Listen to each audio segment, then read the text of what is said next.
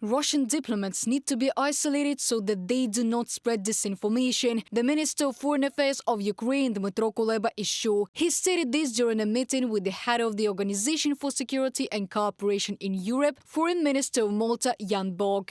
We see active actions by the Russians to activate disinformation campaigns, in particular using the OSCE and UN platforms. Therefore, the isolation of Russian propagandists and diplomats is a matter not only of collective security, but also of collective information hygiene. On January the 22nd, the Czech Republic was one of the first to propose limiting the movement of Russian diplomats within the EU as part of a new package of sanctions. This was stated by Czech Foreign Minister Jan Lipovsky. In the meantime, Russian diplomats can travel to 24 EU states without national visas, and also in Switzerland, Norway and Iceland. This restriction also applies to Russian officials who have received Austrian visas to work for UN agencies in Vienna and who can then travel to other EU countries, writes the Financial Times. Since Russia's full-scale invasion of Ukraine began, European countries have expelled hundreds of Russian diplomats, claiming that they were indeed intelligence agents. In particular, the Czech Republic expelled more than 70 Russians in 2023 alone.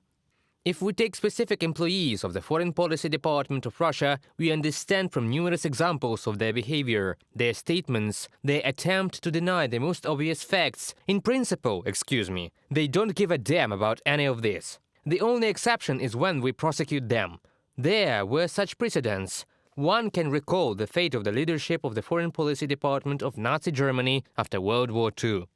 According to the American Institute for the Study of War, Russia is using the UN Security Council to spread disinformation. For example, on January the 22nd, Russian Foreign Minister Sergei Lavrov denied the Kremlin's responsibility for a possible Russian attack on NATO, despite Moscow's corresponding statements. He also accused Ukrainian forces of using Western weapons to shell the territory of Ukraine, temporarily occupied by Russians, in particular, allegedly to attack civilian targets. It is likely Moscow's attempt to legitimize these Kremlin narratives, promote them on a global stage, and convince Ukraine's international partners to stop sending weapons to Ukraine. From the ISW report.